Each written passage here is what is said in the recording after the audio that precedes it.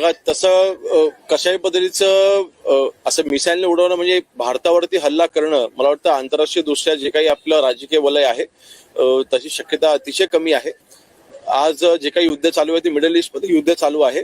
अशा वेळेस हा ईमेल जो आलेला आहे त्याचा युद्धाशी संपर्क जोडणं ही करायची चुकीचं राहील.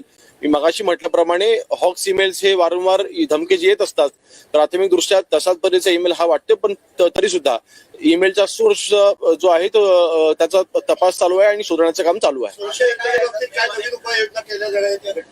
नाही, ऑलरेडी आपण विधिमंडळ असेल किंवा मुंबईमधली जी काही महत्वाची ठिकाणं असतात त्याचा सुरक्षेच्या बाबतीमध्ये वारंवार आढावा हा घेतला जात असतो मुंबई पोलिसांच्याकडनं. आणि सगळ्याच ठिकाणी आपण ज्या काही ठिकाणांचा त्याच्यामध्ये उल्लेख आहे त्या सगळ्या ठिकाणच्या सुरक्षिततेच्या बाबतीमध्ये वेळोवेळी आढावा हा घेतला जात असतो.